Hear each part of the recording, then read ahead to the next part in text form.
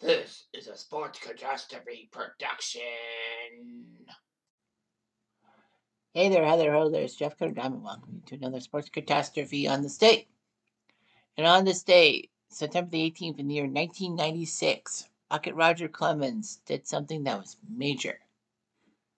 What did he do? Well, we'll talk about it. Anyway, only 9,000 people landed at Tiger Stadium for this game. The Tigers were pathetic. They had 100 losses in their season. And the Red Sox were decent, but not really super decent like the Yankees or even the Blue Jays. Anyway, the Red Sox were in Tiger Town to take on Detroit, and it was a major event. Roger Clemens, who was only 9-12, who was struggling as it seemed, was on the bump for Boston against Justin Thompson, who was just pure terrifically terrible. Anyway, the starting lineups were this. Boston had Jeff Fry at second, future Blue Jay, and future cycle hitter for the Blue Jays. Nomar Garcia-Parra at shortstop, one of the best shortstops around in Red Sox history. Sorry, Rico Petrocelli. Mo Vaughn at first base, the AL MVP of 1995. Jose Canseco, former 40-40 man for the A's at DH. John Valentin at third. Mike Greenwell in left. Rudy Pemberton in right field. Rudy. Bill Hasselman, former Tiger, at catcher, and Darren Bragg about it, at center. Tigers brought Bobby Higginson in left field, Alan Trammell in his last season in the majors at second base, Ruben Sierra, future Yankee and Blue Jay, at DH, Tony Clark at first base, Travis Fryman at short, future Indian, Melvin Nieves at right, Phil Nevin, future Padre, at third, Brad Ausmus, future Astro, among others, and came back to the Tigers, I believe. Center, and Kimura Barty at center field. So the Red Sox couldn't get anything going in their half. Clemens struck out both Sierra and Clark after giving up a ground ball out to Higginson and a single to Trammell. So 2 strikeouts there. In the bottom of the second, he struck out the side, Fryman, Nieves, and Nevin all swinging. In the bottom of the third, he got Ausmus to ground out, then Barty to strike out, and Higginson to strike out. So he had 7 strikeouts through 3 innings. And the top of the fourth was when the Red Sox put up their runs. Rudy Pemberton, of all people, hit a RBI double to score Valentin and Greenwell. Greenwell came home on a bad throw from right field. So Greenwell scored to make it 2-0. Pemberton in the third. And then on a payoff pitch, Bill Hasselman hit an RBI single to score Pemberton. In the bottom of the fourth, Clemens would make Trammell ground out, and then Sierra and Clark would strike out. So that's 9 strikeouts. And then in the bottom of the fifth, he struck out the side, Fryman, Nieves, and Nevin. So he had 12 strikeouts in 5 innings. Could Roger Clemens actually get better than 15 strikeouts? So that's what a lot of people were wondering. In the sixth, Ausmus singled, but he got caught. He got to second base. But unfortunately for Ausmus, he didn't go farther. Barty, Higginson, and Trammell were all strikeout victims. So it was 15 Ks for Roger Clemens through 6 innings, which was pretty impressive. Would he get to 20 just like he did in 1986? We don't know.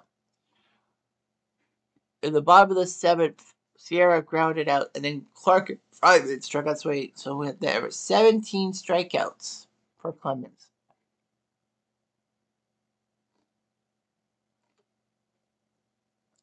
So Clemens was getting close to 20 strikeouts, and he had done a very good job. Bill Hasselman would have his second RBI of the day with an RBI single to score Pemberton to make it 4-0 Red Sox. The Red Sox made a few changes. They put Lee Tinsley playing center field and moved Darren Bragg from center to left to replace Greenwell. Nieves singled, Phil Nevin singled, but Ausmus struck out looking. Phil Hyatt came in to pinch hit for Barty. and strikeout swinging to make it 19 strikeouts. Bobby Higginson would not strike out, he would ground out. Clemens still had a chance to get to 21 strikeouts and break his record of 20 strikeouts. Phil Hyatt went to left field as Bobby Higginson went to center field in the ninth, but the Red Sox didn't score. Bottom of the ninth, Alan Trammell popped out to first base. Ruben Sierra hit a single. Tony Clark hit a fly ball out. Clemens threw a wild pitch to get Sierra to second. But on a 2-2 pitch, Fryman took a hack at the ball, swing and a miss, strike three, and that was it. Roger Clemens had scored 20 strikeouts in one game. An amazing job he did. Put up 20 strikeouts. He gave up 5 hits. But the funny thing about Clemens was he didn't walk one guy. Everyone who got on the Tigers were just players with hits, and none of them more so like a double or longer. The Red Sox at least had a few of those pitches. So Thompson, Nikowski, and A.J. Sager pitched for the Tigers. The Red Sox had Clemens. So Clemens did his job. 20 strikeouts and no walks. He got a game score of 96 and all that. But yeah, Clemens did fantastic with the 20 strikeouts, tying his major league mark, which he set in April 1986 against the Mariners at Fenway Park. But this time it was on the road at Tiger Stadium. The Grand Ole Ballpark, if you will. Clemens would make one more start. I don't remember if he won or lost, but this would actually mark Clemens' 192nd win as a Red Sox pitcher, tie him with the immortal Cy Young for that mark. Little did people know that it would be the last time Clemens would pitch a win for the Celtics. Well, I mean, the Red Sox. Of course, I knew I was going to say that. As Clemens would leave free agency after Dan Duquette, the Red Sox general manager basically said he was fading and all that. Clemens would sign a 3-year deal with the Toronto Blue Jays for actually less money than what he would have signed for in Boston. The Blue Jays made a massive steal. I mean, a division rival getting Clemens is one thing, but it was the Blue Jays, not the Yankees.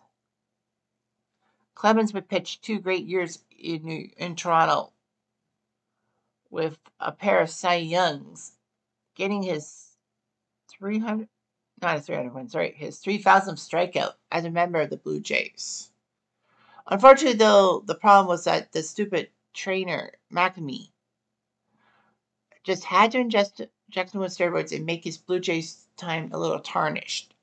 Clemens would soon head to New York in a trade that didn't make sense, but I mean, picking up David Wells, who was decent for a few years for the Blue Jays, was good enough. But yeah, Clemens' arrival was huge as the Blue Jays were chasing for stuff and couldn't do it, but still, it was perfectly placed. Anyhow, I'm Jeff Diamond. I do.